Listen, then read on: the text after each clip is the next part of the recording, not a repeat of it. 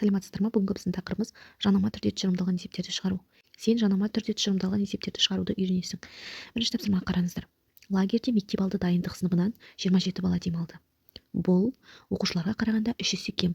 Лагерьде барлығы неше бала демалды? Балалар, бұл жанама түрде тұжырымдалған есеп, сондықтан есептің мазмұнына мұқият мән беріп қараңыздар. Бұл оқушыларға қарағанда 3 есе кем дейді. Яғни оқушылар бұл жерде артық болып тұр, иә? Мектеп алды дайындық сыныбына қарағанда оқушылардың саны артық болып тұр. Енді берілген жазып қарайық. Так, мектеп алды дайындық сыныбында дегенді мен қысқаша МД деп жазайын. Мектеп алды дайындық сыныбында 27 бала демалды. 27 бала демалды. Бұл оқушыларға қарағанда 3 есе кем. Бұл мәліметті осының қасына жазамыз. Бұл 3 есе кем. Оқушыларға қарағанда, яғни оқушылар белгісіз болып тұр бұл жерде.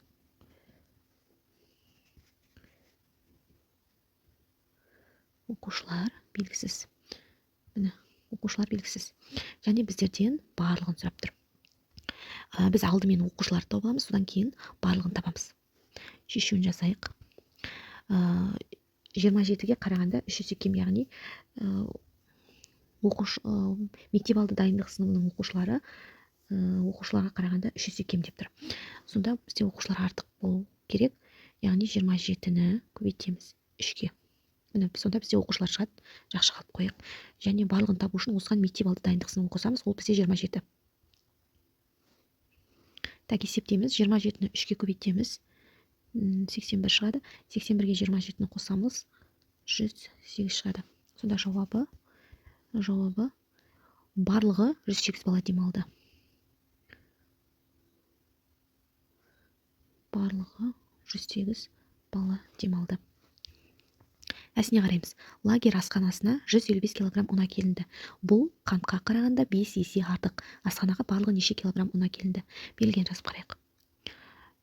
Лагерь асханасына 155 килограмм ұн әкелінді, яғни ұн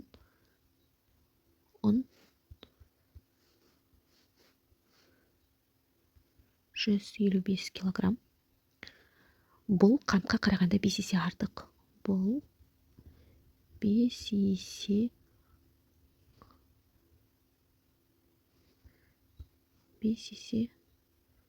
артық қантқа қарағанда дейді. Яғни бізде қант белгісіз. Қантқа қарағанда 5 есе артық. Және бізден барлығы неше килограмм ұн және қант әкелінді дейді. Барлығын сұрайды. Табу үшін әуелі қантты тауып аламыз. 155 килограмм ұн әкелінді. Бұл қантқа қарағанда 5 есе артық. Яғни бізде бұл жерде қант 5 есе кем болып тұр ұнға қарағанда. Табу үшін алдымен 155-ті бөлеміз 5-ге. Шыққан санды қосамыз 155-ге. 155-ті 5-ге бөлеміз. Бізде шығады 31 шығады. 31-ге 155-ті қосамыз 186 шығады. 186 килограмм. Сонда жауабын жазасыздар. Асханаға барлығы 186 килограмм ұн және қант әкелінді. Босына қараңыздар. Жазда біздің мектептің 146 оқушысы лагерьде демалады. Бұл демалуға ауылға баратын балалардан 2 есе артық. Қанша бала ауылға демалуға барады? Так, біздің мектептің 146 оқушысы лагерьде демалады. Жазамыз. Лагерьде 146 оқушысы. Оқуш дегенді қысқартып қойын. Ауылға баратын балалар, ауылға деп жазайын. Ауылға белгісіз. Бұл демалуға баратын балалар. Демалуға ауылға баратын балалардан 2 есе артық дейді. 2 бұл 2 есе артық. Қысқартып жазайын. Ауылға баратын балаларға қарағанда. Бізден қанша бала ауылға демалуға баратын сұрап тұр. Есеп бір амалмен шығады. Яғни лагерьге 146 бала, бұл 2 есе артық дейді. Яғни ауылға баратын балалардың саны керісінше 2 есе кем болып тұр. Сонда біз 146-ны бөлеміз 2-ге. Сонда шығады бізде 73 бала. Жазасыздар, ауылға 73 бала демалуға барады. Қысқаша жазылу бойынша есептер құрастырып, оларды шығарып көр дейді. 21 бала әңгімелер жинағын оқиды. Бұл өлеңдер жинағын оқитын балаларға қарағанда 3 есе артық. Балалар барлығы қанша жинақ кітап оқыды? Тауып қарайық. Берілген жазылып тұр. шешуін жазамыз. Алдымен біздер өлеңдер жинағы қанша екенін тауып алуымыз керек. Ол үшін 21-ді бөлемін 3-ке, қосамын 21-ді. 21-ді 3-ке бөлсек 7 шығады. 21-ге 7-ні қоссақ 28. Жауабын жазасыздар. Әсін қараңыздар. Бірінші топта бірнеше бала бар, ал екінші топтағы балалар 24 бала. Бұл бірінші топтағы балаларға қарағанда 2 есе кем.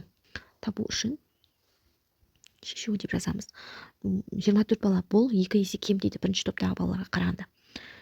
Яғни 2 есе кем, біздерде бұл жерде керісінше болып тұр, бірінші топтағы бала саны артық болып тұр.